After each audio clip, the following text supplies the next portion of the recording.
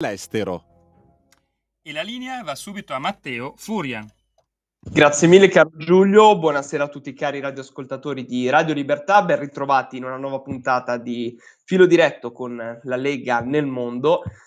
Come sempre abbiamo un nuovo ospite che non è nuovo perché è già stato qui presente all'interno del nostro Filo Diretto con la Lega nel mondo, è stato su Radio Libertà, quindi gli daremo il bentornato. Comunque prima di iniziare la puntata, come sempre ricordo, per chi volesse intervenire, per chi vuole porre qualche domanda anche al nostro ospite, può farlo allo 02 92 94 72 22 oppure ci può scrivere su WhatsApp al 346 642 7756. Ecco, do il bentornato a Tancredi Sponchia, coordinatore della Lega nel mondo della Repubblica Dominicana.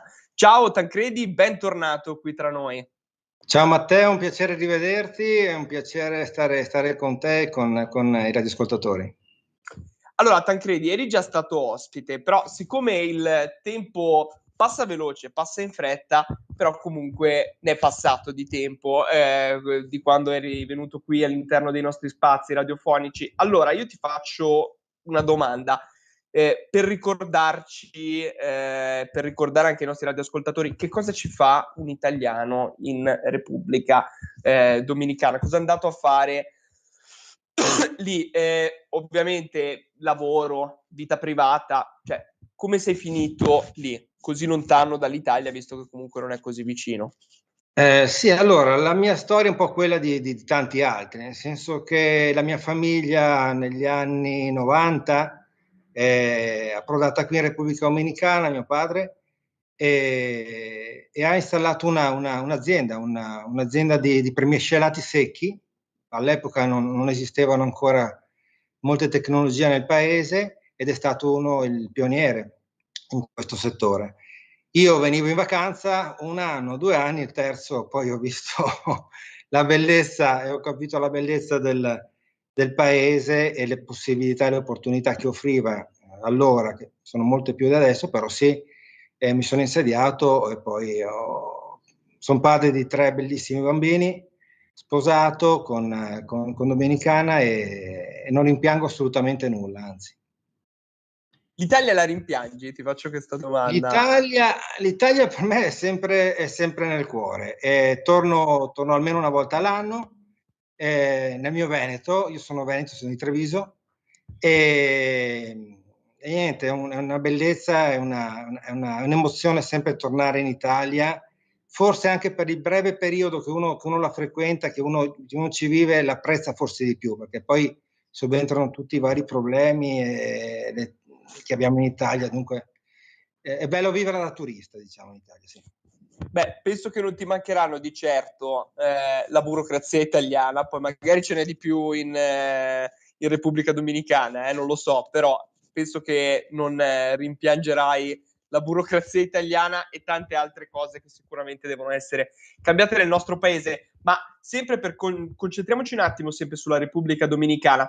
Allora, dal punto di vista politico, poi entriamo anche dal punto di vista economico e parliamo anche di altri temi che sono importanti nel poco tempo che abbiamo a disposizione.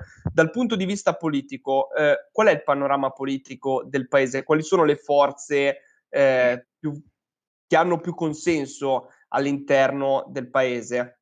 Guarda, il panorama politico dominicano è molto stabile. Nel 2020 ci sono state le elezioni, ha vinto il PRM, il Partito Rivoluzionario Moderno, e ha fatto un eccellente lavoro. Adesso le elezioni ci saranno nel 2024, maggio 2024, e penso ci sia comunque un altro consenso generale, perché nel 2020 ha vinto con più di un 53%, dunque al primo giro è uscito quello che è adesso l'attuale presidente, che è Luis Abinader, un presidente molto, molto serio, molto puntuale anche sul compiere le promesse fatte. E l'opposizione è frammentata, abbiamo un PLD, abbiamo dei vari partiti che si sono fragmentati proprio per il fatto di aver perso le elezioni nel 2020 e forse anche prima per le tensioni che c'erano state. Era un governo che era durato 16 anni prima.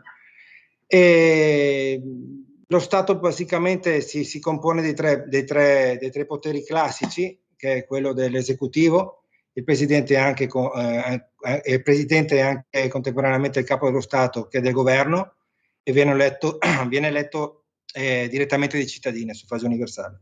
C'è il potere giudiziario, che è assegnato alla magistratura, e il potere legislativo che viene effettuato attraverso il Parlamento, che è composto anche qui da due organi, che è la Camera dei Deputati e il Senato della Repubblica. Comunque molto stabile, un paese che ha potuto negli ultimi anni, dopo la pandemia, avere una crescita molto molto molto positiva. Stiamo parlando di un PIL del 4%, anche se l'ultimo anno è diminuito un po' per i problemi che ci sono stati con le guerre che abbiamo in giro per il mondo, e soprattutto la parte turistica è la parte che ha più successo, diciamo. Beh, sicuramente dal punto di vista turistico è una delle mete più consigliate anche qua in Italia. Io personalmente non ci sono mai stato, però immagino che comunque il turismo sia essenziale per il paese, cioè si nutre molto anche di quello. Beh, il paese, ti dico, è stato classificato a livello mondiale di uno dei paesi più effervescenti. Pensa che nell'anno del 2023, quest'anno, riusciamo a raggiungere i 10 milioni di turisti.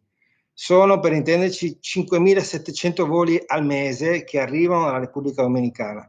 Il marchio paese è Punta Cana, però poi si sviluppa poi anche su altri fronti turistici che sono il nord del paese, Samaná, la parte di Guandolio, Santo Domingo, che è più una città con 12.000 abitanti, è una città grossa. Il mercato italiano, gli italiani siamo al quinto posto. Quest'anno sono arrivati quasi 100.000 turisti, e una curiosità, le regioni più assidue alla Repubblica Dominicana sono la Lombardia, il Piemonte e il Veneto, come arrivi.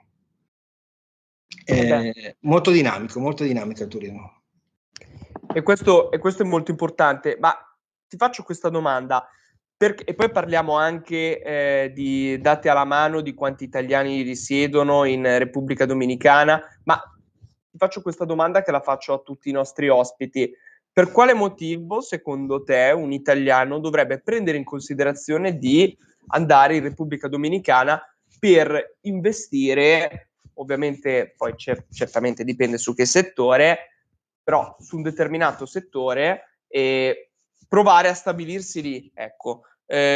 Che cos'è che c'è di positivo, tra virgolette, o di facilitatore per far sì che... Questa qua è la domanda che ti pongo. Guarda, il paese è molto accogliente. Abbiamo la parte del clima che è fantastica, perché c'è un clima mite tutto l'anno. Adesso siamo in dicembre, siamo il 12 dicembre, ci sono 27 gradi fuori. Le possibilità ci sono, esistono.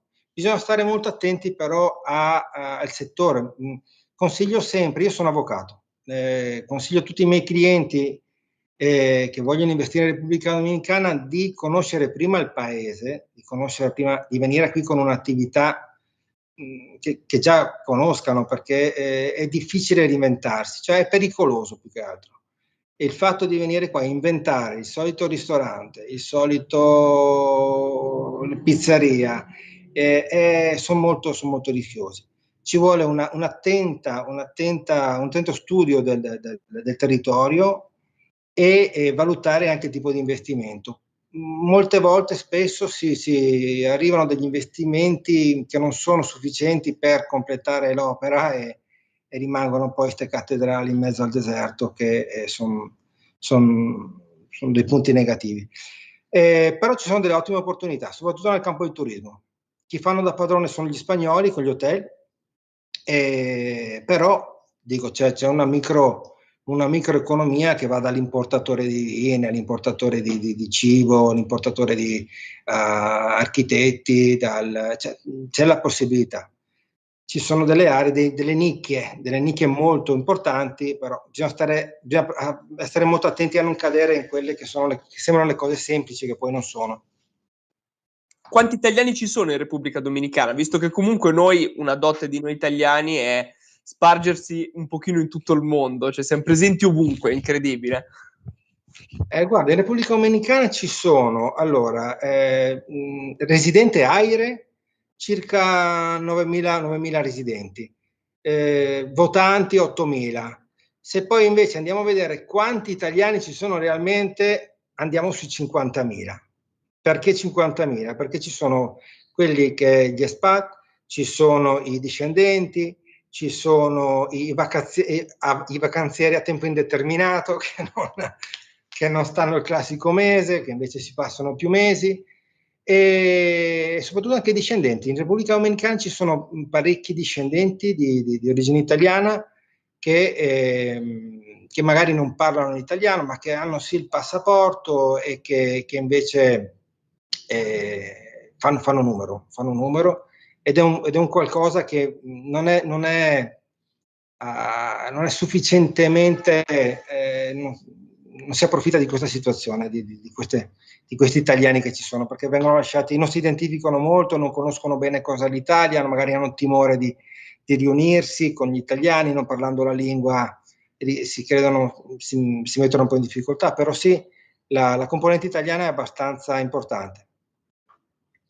Ecco, anche questo è molto importante. No, ti faccio una domanda invece: come si relaziona la Repubblica Dominicana con un paese grande invece, con gli Stati Uniti, che sappiamo che in Sud America e comunque in quelle zone, mi permetto di dire, ci ha messo un pochino sempre il becco, lo dico né in maniera negativa né in maniera positiva, non lo dico né in maniera negativa né in maniera positiva, però comunque la sua influenza è sempre stata molto forte. Beh, l'influenza americana non è in dubbio, cioè è una cosa sempre presente, anche se, ti dico, negli ultimi 10 anni c'è stato un po' il cambio, un cambio più non so, le unità di misura, per esempio.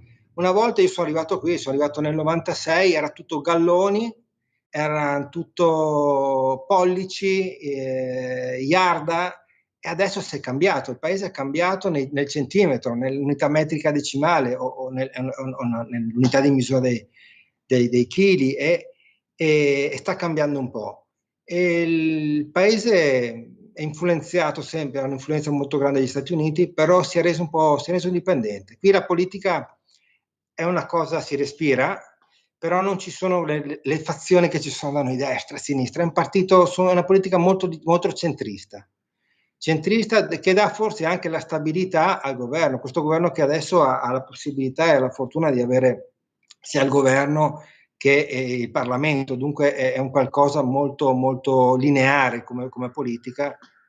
È un governo comunque abbastanza filoamericano, comunque, cioè nel senso pro Stati Uniti, visto che anche di questo si parla quando i vari leader vincono le elezioni in Sud America, come il caso dell'Argentina, per esempio, no? Che si parla di leader politici che sono anti-americani, che sono quindi un pochino più resti, diciamo, a intavolare alcuni accordi o discorsi, e altri invece che sono proprio pro Stati Uniti d'America, che hanno delle posizioni ben definite in merito a questo. Quindi un governo più filoamericano, sempre moderato, che sta un po' nel mezzo, cioè un piede in due scarpe.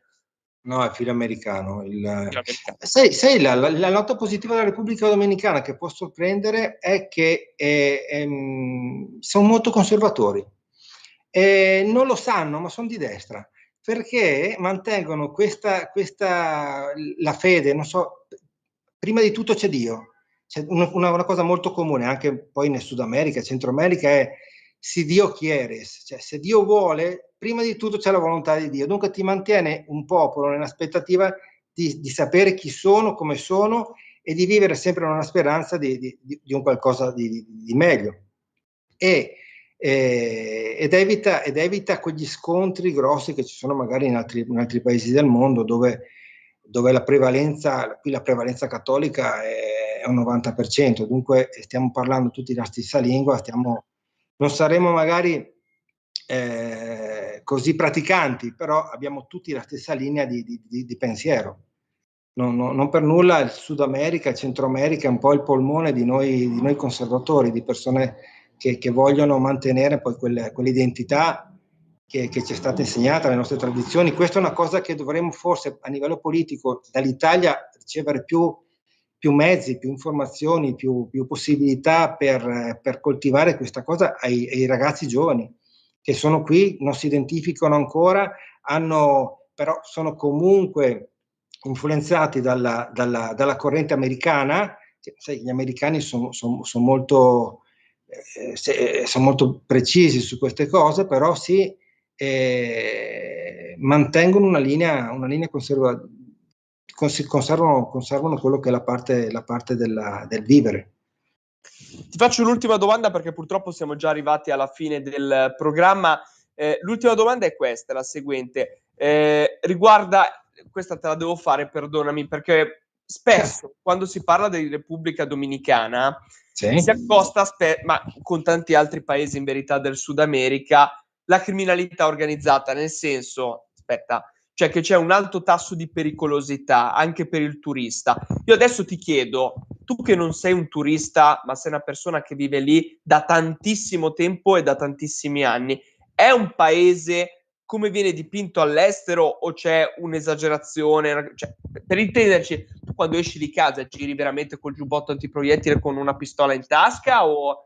Cioè, è questo, è capito? Tu lo sai benissimo, ovviamente sto parlando perché è un'immagine che viene dipinta della Repubblica Dominicana, ma non solo, di tantissimi altri paesi del Sud America.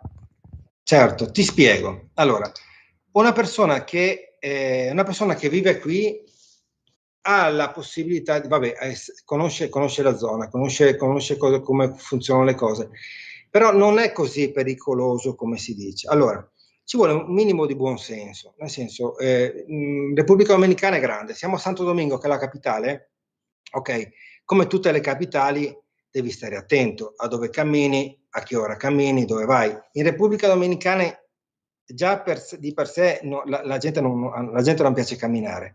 Dunque esci di casa, prendi la macchina, vai al supermercato, vai al mall, vai in spiaggia, vai al lavoro, è tutto in macchina, si cammina gran poco. Già lì, se cominci a camminare, se cammini per strada, c'hai l'orologio vistoso, hai la catena fuori, ti arriva lo scippo. Io sono qua da ormai 20 passa anni, un cellulare ancora 20 anni fa, uno StarTAC, cioè, ancora perché ce l'avevo proprio fuori dalla cintura. Ma allora quella è un po' la situazione. Ci sono dei posti dove è più pericoloso che altri, però devi sapere dove andare. Per questo dicevo, e mi ricollego a quello che dicevo prima, devi prima di investire, prima di venire in Repubblica Dominicana, se vuoi investire qui, se vuoi trasferirti, devi vivere almeno 3-6 mesi, devi vivere qui, devi compenetrarti nel tessuto sociale e capire come funzionano le cose, perché non è l'Italia. È un'altra realtà, certamente. È un'altra realtà, però non è così drammatica come si racconta. Cioè, gli omicidi che puoi vedere che arrivano in Italia è perché alla fine ce n'è stato adesso uno da poco, ma è sempre lì, a Boca Chica, che ha delle bellissime spiagge, però purtroppo è un po' si concentrano un po' di situazioni limite e succedono delle tragedie. Sì, ci sono, però noi che siamo qua sappiamo perché succedono, per come succedono alla fine. Allora, questo è molto importante ciò che hai detto. Tancredi, siamo arrivati purtroppo già alla fine della puntata. Io ringrazio Tancredi Sponchia, il coordinatore della Lega nel mondo della Repubblica Dominicana. Io ti ringrazio di essere tornato qui nei nostri spazi, di aver di nuovo narrato e averci dato anche un quadro sicuramente più lucido e più chiaro di un paese che alla fine è lontano da noi, perché spesso l'errore di moltissime persone di parlare per aver sentito dire o per aver letto qualcosa oggi su uno strumento che abbiamo tutti noi, che è internet, però è più veritiero, forse è più utile ascoltare una persona che ci vive da tantissimo tempo rispetto a una persona che ha sentito dire o letto su internet. Quindi ti ringrazio per averci dato un quadro lucido sia dal punto di vista politico-economico e non solo, e grazie di nuovo per essere venuto. Io ringrazio voi, sono sempre a vostra disposizione anche per i spettatori, che così, sempre in Repubblica Dominicana, come dicono qua, alla ordine. Matteo, un grande saluto.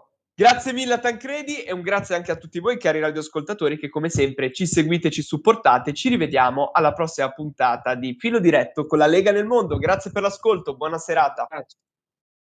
Avete ascoltato